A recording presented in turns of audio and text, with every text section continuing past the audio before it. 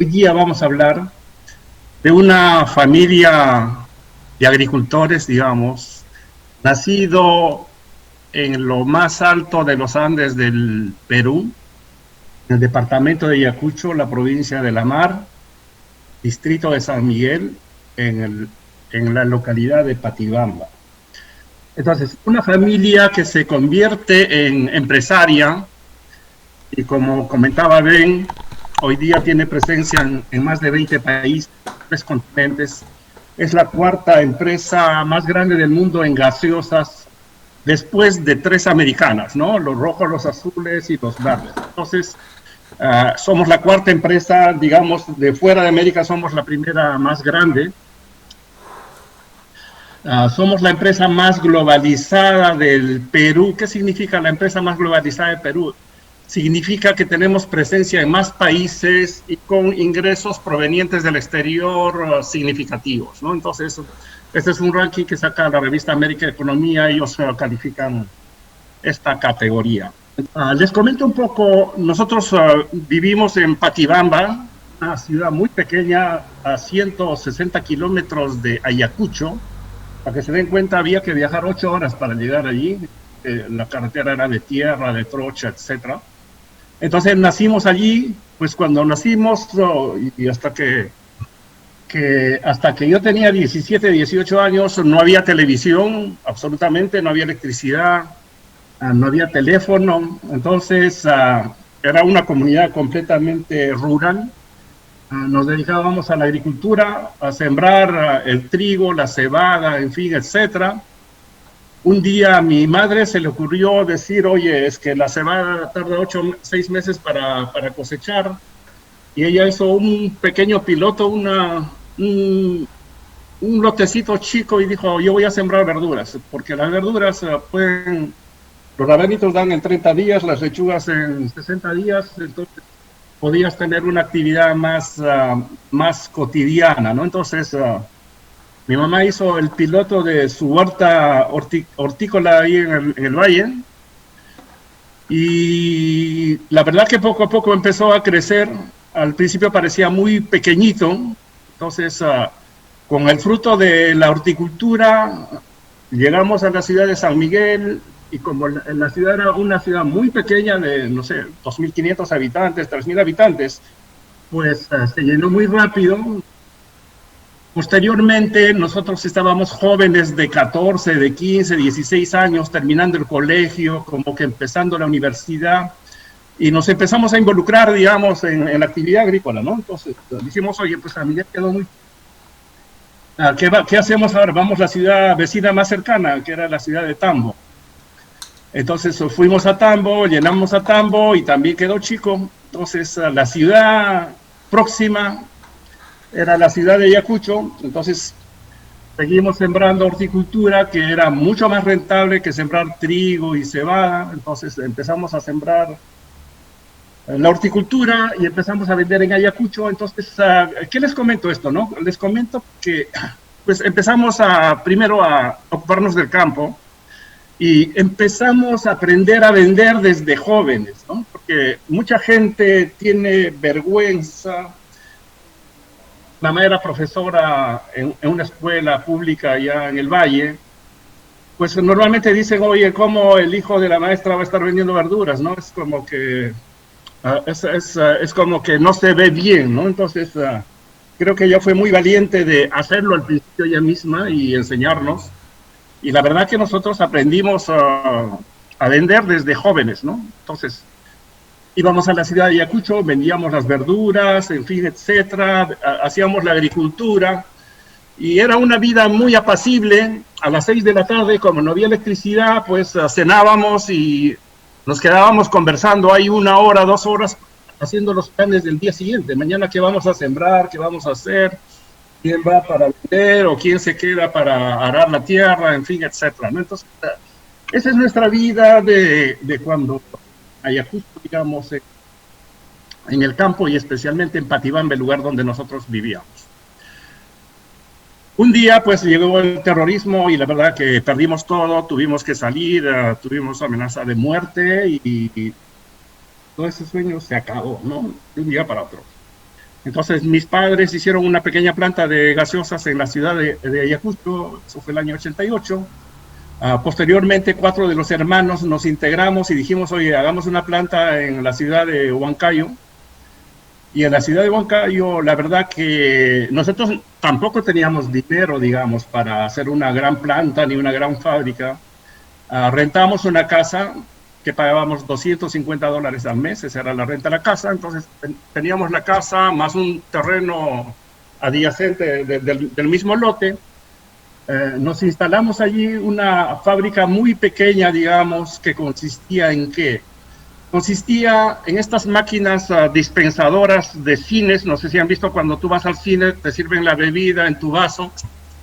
Entonces teníamos esa, la máquina más moderna que venía para restaurantes. Entonces esa máquina fabricaba la bebida, llenábamos la botella y teníamos una máquina manual que le ponía solamente a la tapa, ¿no? Entonces empezamos así, digamos, y empezamos a caminar, ¿no? Entonces Huancayo empezó a caminar. Por aquellos tiempos yo estudié comercio exterior en ADEX. Había un curso que tenía que ver con todo lo que es legislación, incentivos de la exportación y todos estos temas, ¿no? Y me vengo a dar cuenta que, por ejemplo, había un incentivo tributario para la zona de fronteras, ¿no? O sea, todas las fronteras tenían exoneración tributaria del IGB, pero imagínate que te exoneran el 18% del IGB más el otro 17% de impuesto selectivo. Entonces imagínate que tienes 35% adicional de margen, ¿no? Por ubicarte en frontera. Pues dijimos, estamos en el lugar equivocado, Huancayo que siga, digamos, con sus planes. Entonces decidimos irnos al norte del país. Pero no teníamos dinero pues para ponernos ni en Chiclayo, ni en Trujillo, pero bueno, estas no son fronteras, pero tampoco ni siquiera en Piura, ¿no? Entonces dijimos, oye, ¿dónde podemos ir? Un nicho de mercado donde tengamos ventajas competitivas. Y empezamos como una guerrilla, ¿no? Entonces nos fuimos a la ciudad de Bagua, una ciudad donde no había electricidad. El grupo electrógeno encendía a las 6 de la tarde, había energía eléctrica hasta las 11 de la noche y se apagaba. Tampoco había agua potable, porque el agua potable llegaba a las 6 de la mañana y a las 7:30 ya se acababa. Entonces nos instalamos en la ciudad de Bagua de la misma manera, rentamos un local. Nos instalamos allí, compramos grupo electrógeno porque no había electricidad y teníamos que trabajar con electricidad. El agua nos teníamos que abastecer con camiones cisterna, digamos, lo que faltara. Y empezamos a producir, digamos, en Bagua, ¿no? La ventaja era que nuestro margen era 35% adicional a lo que podíamos tener en Huancayo o en Ayacucho o en otras. La verdad que en Bagua no fue muy bien, trabajábamos 24 horas, la demanda se vino, nos faltaba producción, no teníamos manera de cómo abastecer. Pusimos como 7 estas máquinas dispensadoras con las tapadoras, en fin, etcétera. Trabajábamos 24 horas. Teníamos que llevar el gas en estos bidones, así como los balones del oxígeno que ahorita están muy de la moda y muy vistos. Entonces el CO2 se llevaba desde Chiclayo o en esos balones, y a veces en la noche se terminaba el gas y estábamos esperando el camión que llegara, ¿no? Entonces, pues trabajábamos 24 horas, ¿no? Entonces, eran 24 horas de día, de noche, con sábado y con domingo y con Navidad y Año Nuevo y todo. Entonces, creo que la demanda se vino muy fuerte y muy importante y buena rentabilidad. ¿Qué pasó en Bagua? En Bagua, pues la competencia dijo, oye, aquí nos están quitando el mercado. Entonces, un día nos declararon la guerra de los 30 días, ¿no? En 30 días iban a desaparecernos. Entonces, hicieron de acuerdo las 3 marcas principales, los rojos, los azules y los amarillos. Decidieron bajar el precio a la mitad y dijeron en 30 días los cerramos. Pues el tema se puso muy caliente, digamos, con la competencia. Como Bagua estaba un poco lejos, ellos tenían que enviar producto desde Chiclayo, tenían que pagar fletes, pero en Bagua costaba la mitad de lo que costaba en Sullana, en Piura, en el resto del territorio, porque la bajada del precio era muy focalizada, solamente donde estábamos nosotros. Pues dijimos, ¿qué hacemos hoy? No, pues tenemos que ir allá de donde ellos toman el agua, ¿no? Entonces dijimos, emergencia, vamos a poner una planta en Sullana, que el territorio ahí es mucho más grande, pues y si bajan el precio, que le bajen, es algo más importante. Entonces nos instalamos en Sullana, eso fue, creo que en 6 meses ya estábamos instalados, empezamos la producción, el mercado ahí era mucho más grande, ya no podían bajar, ¿no? Entonces creo que desarrollamos desde Sullana todos los mercados desde Chiclayo, bajamos hasta Trujillo, y la verdad, entre que empezamos y entre que ya el año 1997 llegamos a Lima, la verdad es que pasaron 10 años, ¿no? No fue un tema de que al día siguiente ya estoy aquí para el otro lado. Después de 10 años que tardamos en provincias, pues llegamos a Lima el año 1997. Y cuando entramos a Lima en 97, igual la producción se vino, digamos. Entonces, ¿qué pasó? Las producciones de las que hacíamos con las máquinas dispensadores, pues ya era muy limitado, muy pequeño. Viajamos a Estados Unidos. En Estados Unidos estaban cerrando muchas fábricas medianas y las pequeñas y estaban poniendo máquinas mucho más grandes. Entonces, la verdad que en Estados Unidos compramos máquinas de Coca-Cola, de Pepsi-Cola, pues con $50,000, $80,000. Entonces, para nosotros eran máquinas demasiado grandes, ¿no? Estábamos buscando algo más pequeño, pero no habían. Entonces, trajimos esta. Pero finalmente nos dimos cuenta que las instalamos, una de ellas allá en Sullana, tenía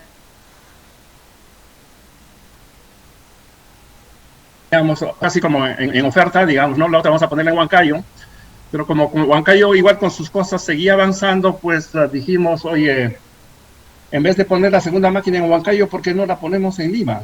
Entonces así fue que nos instalamos en Huachipa, compramos un lote agrícola, aquella vez todavía me recuerdo a $8 metro cuadrado, compramos 1,000 metros, eran $24,000, invertimos en la infraestructura de la construcción parcial, $70,000, y con $100,000 lanzamos la planta de Lima, ¿no?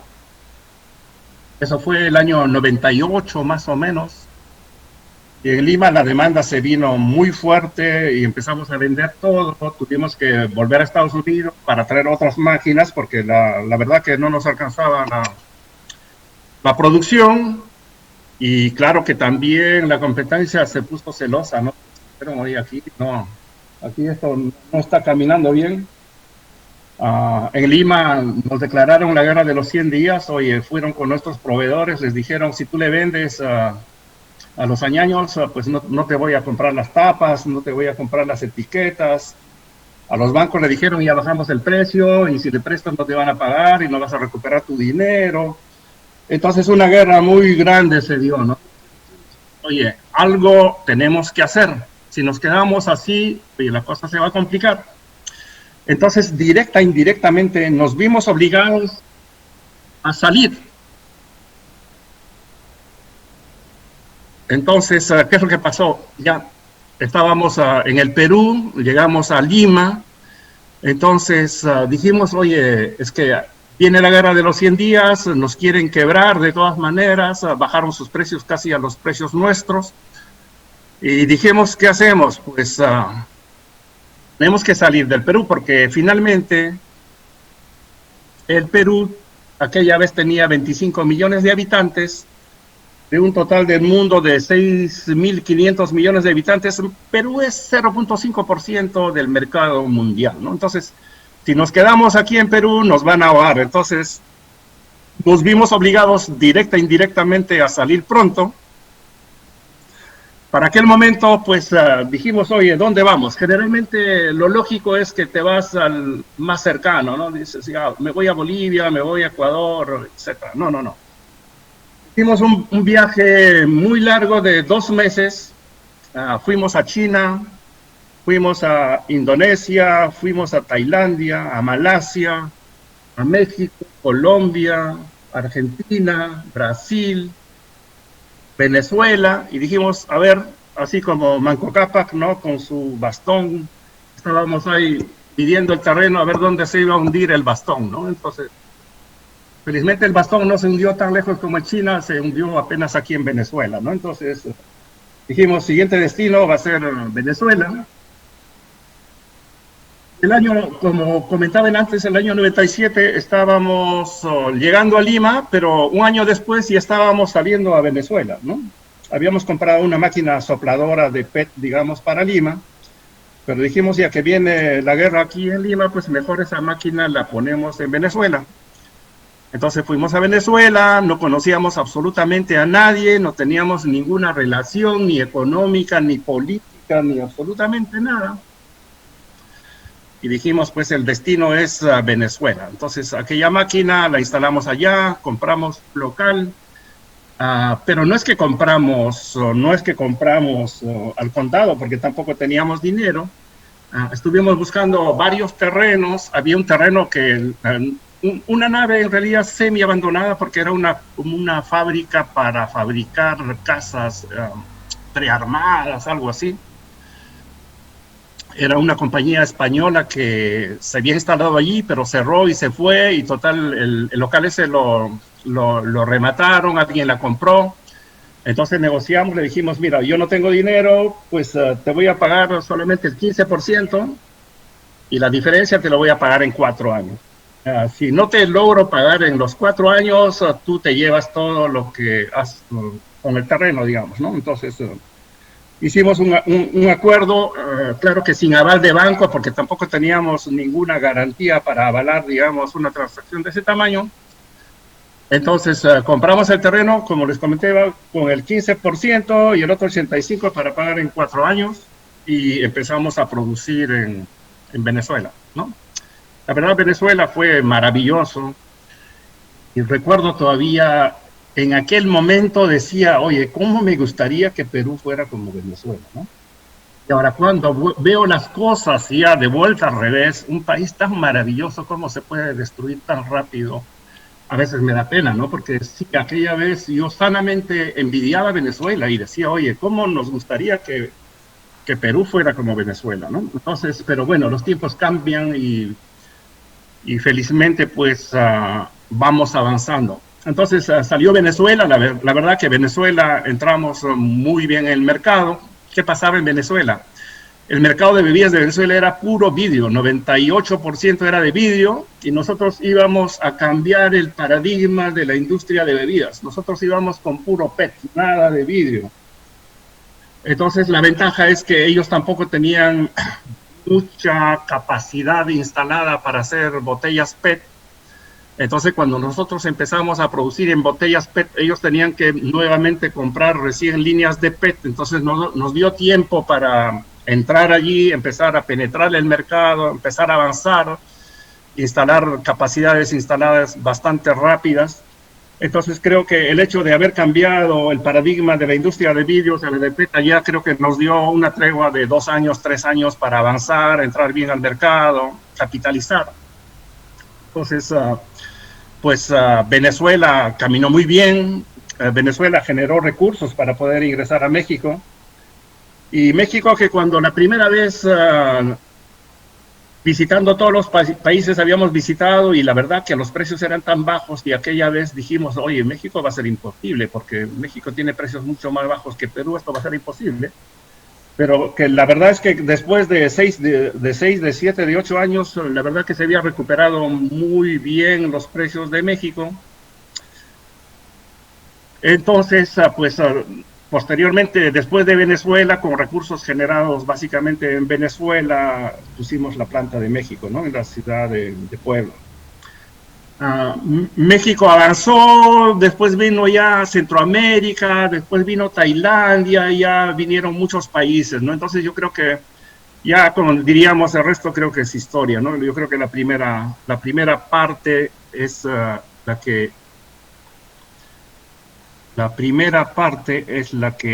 que quería comentarles. A ver, déjenme ver cómo pasamos esto. Bueno, entonces, ¿qué es lo que pasa? ¿Qué es lo que ocurre? La verdad que nosotros veníamos creciendo a una velocidad impresionante. La primera barra de abajo, el año 1997, es cuando nosotros entramos a Lima. Y la verdad que por 10 años consecutivos empezamos a crecer a 70-80% de crecimiento anual, ¿no? Cuando sales de Lima, Venezuela, otro país del mismo tamaño, cuando sales a México, en fin, entonces empezamos a crecer a 70-80%. Entonces, por ejemplo, en este cuadro tenemos un crecimiento compuesto de 36% pues en 15 años. Entonces, son tasas de crecimiento bastante grandes, importantes. Lo otro que les quiero comentar es la línea verde, por ejemplo, que se ve abajo, que dice 385. Cuando nosotros entramos a Lima el 97, 385 millones de litros era lo que todo el país, Perú, consumía como gaseosas de todas las marcas. Y para este cuadro, cuando elaboramos, por ejemplo, ya nosotros estábamos produciendo ya casi 3.600, 3.800 millones de litros. Entonces, realmente nosotros ya estábamos produciendo casi 10 veces lo que era el mercado de Perú cuando ingresamos, digamos, a Lima, ¿no? Entonces, nuestra presencia también ha dinamizado, digamos, el consumo de bebidas, y no solamente, digamos, de gaseosas, sino también de otras categorías que vamos a verlo a continuación. ¿Qué se necesita? Pues necesita coraje, ¿no? A veces lo que nos falta es atrevernos, y si no nos atrevemos, pues no vamos a poder avanzar y no vamos a poder caminar. Algunas de las lecciones es que en el mundo, en la naturaleza, no existen o casi no existen las líneas rectas, ¿no? Entonces esas autopistas rectas, pues no existen. Tenemos que ser realmente como el agua, ¿no? Tenemos que acomodarnos a la circunstancia, al terreno, a cómo vienen las cosas, y tenemos que adaptarnos para seguir avanzando. Entonces, a veces nos ocurre que hacemos un plan y queremos decir que de esta manera exactamente vamos a llegar al objetivo final, ¿no? Y la verdad es que la vida tiene muchos cambios, hay diferentes circunstancias, y tenemos que hacer como el agua, tenemos que adaptarnos a las circunstancias del momento. Lo que sí tienes que tener en claro, y lo que sí el agua tiene claro, es que va a llegar al mar. Entonces, tú de todas maneras tienes que estar claro que vas a llegar a tu objetivo. No sabes por dónde, no te preocupes en el cómo, asegúrate de llegar a tu objetivo y no renuncies a tu objetivo. Puede cambiar la ruta, puede cambiar todo, pero tú no renuncies a tu objetivo. Otro de los temas muy importantes para hacer empresa, porque a veces se dice, oye, pues para hacer empresa hay que ser hijo de millonario, hay que ser hijo de rico, y si no, ya estás muerto. Entonces, creo que la confianza es un factor muy importante para hacer empresa, y no solamente para hacer empresa, para todo en la vida, ¿no? La verdad que ustedes, tal vez la mayor parte de ustedes son jóvenes, pero cuando nosotros empezamos en los años 80, 90, en el Perú no podías comprar nada podías comprar a crédito. O sea, todo tenías que comprar al contado. ¿Qué pasaba? Tú comprabas una camioneta Toyota, pagabas adelantado el 100% y te lo entregaban en 3 meses, porque todavía lo tenían que pedir y con tu dinero compraban y te lo entregaban. Tú no podías comprar una casa financiada, tenías que comprarla al contado. Entonces, nuestro país ha cambiado mucho, y ustedes que están jóvenes piensan que toda la vida ha sido así. La verdad que nosotros hemos vivido épocas muy difíciles, épocas muy duras, donde pues conseguir un crédito era dificilísimo, ¿no? Entonces, ¿por qué hablo del valor de la confianza? Pues cuando empezamos nosotros, hoy teníamos que comprar todo al contado, después ganamos la confianza de poder pagar a 7 días, después a 30 días, y después ya poder pagar a 60 días o a 90 días, ¿no? Entonces, ¿de dónde viene eso? Viene pues exactamente de la confianza, ¿no? Pero posteriormente, cuando ya vino Venezuela, ya vino México, en fin, etcétera, podíamos nosotros financiar desde, ¿cómo se llama?, desde Alemania, una máquina que cuesta $7 millones y te dicen págamela en 7 años y no tienes que desembolsar nada, ¿no? Entonces, creo que generar confianza te abre esas puertas que te permiten justamente crecer la empresa. La empresa tú no creces con tu bolsillo propio, la empresa tú no la creces porque tienes una billetera demasiado grande. La empresa tú la vas a crecer con criterios, con formas, con maneras. Y creo que muchas de las cosas que construyen la empresa son los intangibles, justamente, ¿no? Entonces, la confianza es uno de esos intangibles muy importantes para hacer empresa y para también la vida profesional, ¿no? Porque cuando no eres confiable, tarde o temprano vas a terminar fuera del partido. Otro tema muy importante, yo creo que es aprender a vender. Les había comentado, ¿no? Desde jóvenes, creo que irse al mercado, vender las verduras, en fin, etcétera. Y más que todo, perder la vergüenza. Pues mucha gente tiene vergüenza, dicen cómo me van a ver que estoy vendiendo, etcétera. Entonces, a veces la vanidad o los prejuicios también nos complican, ¿no? Entonces, creo que aprender a vender es muy importante. Si un médico pues sabe vender, digamos, en vez de estar en una clínica, en fin, etcétera, aparte de la clínica puede tener su propio consultorio, en fin, etcétera. Lo mismo que los arquitectos, en vez de solamente emplearse, también pueden convertirse, digamos, en desarrolladores en la industria, digamos, de la construcción, y en fin, etcétera, ¿no? O sea, todas las profesiones pueden cambiar significativamente, sustancialmente, cuando tú aprendes a vender.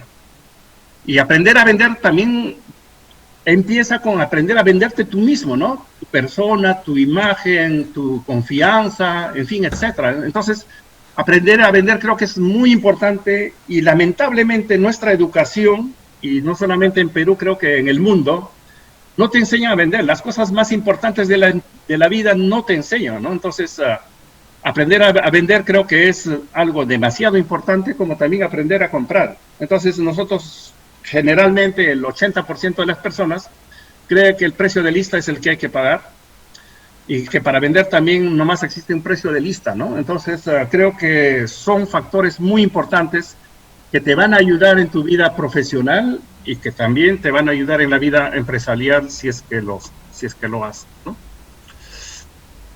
Y por aquel momento, pues en los años 80, 90, en nuestro país la verdad era muy difícil, muy crítico, mucha pobreza. Ahora nuestro país está mucho mejor y los jóvenes piensan que siempre ha sido así.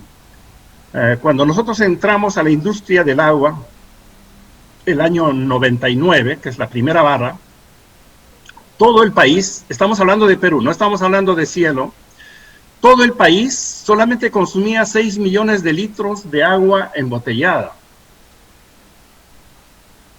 Para el 2013 ya consumía 550 millones de litros y hoy día está como en 800 millones de litros. Entonces mucha gente dice, pues aquí no hay mercado porque lo que se vende son 6 millones, es muy poco.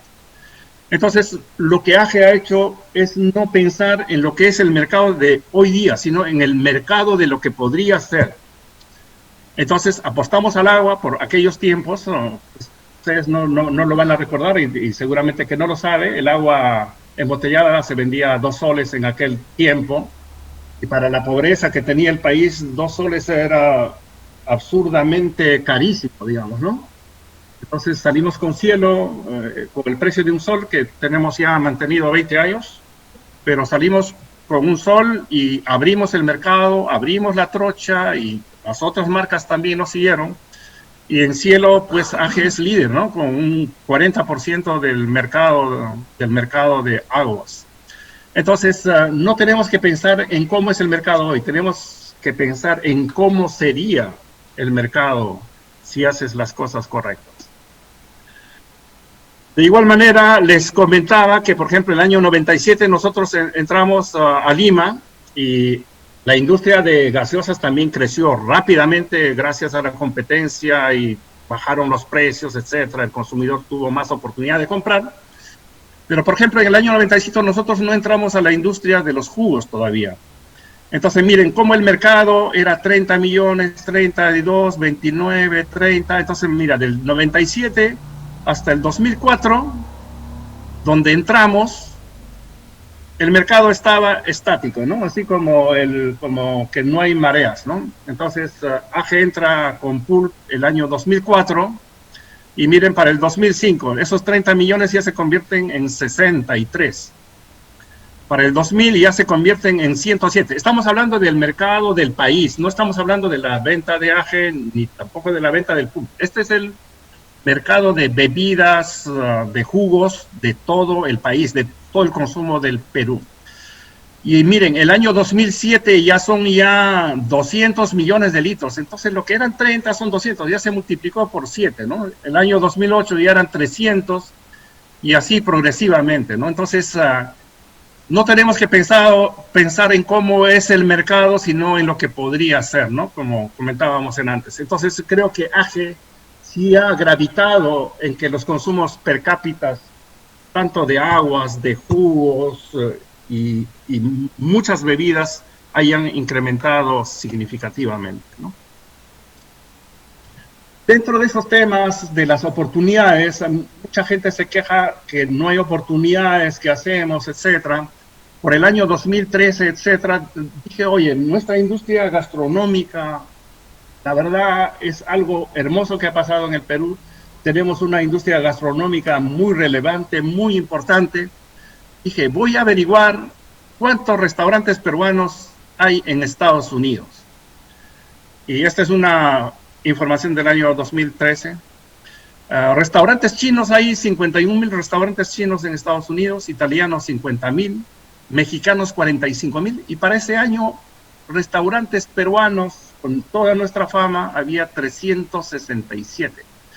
Entonces, ¿cuánta oportunidad realmente hay de instalar restaurantes peruanos, por ejemplo, en Estados Unidos? Ese 367 ahora no sé si son 1,000 o 1,500, pero ponte que sean 3,000, pero no pasa de ese número, ¿no? Entonces, la oportunidad, yo creo que de internacionalizar la comida y etcétera, también son oportunidades. Entonces, la oportunidad no tiene que estar aquí, como les decía, la oportunidad no estaba en Huancayo, la oportunidad estaba allá en Bagua, ¿no? Entonces, tenemos que movernos, tenemos que mover nuestro mapa y tenemos que ir donde está el mercado, no tenemos que quedar donde nosotros nacimos y no tenemos que quedarnos donde estamos, ¿no? Entonces, creo que tenemos que cambiar ciertos paradigmas para buscar exactamente las oportunidades.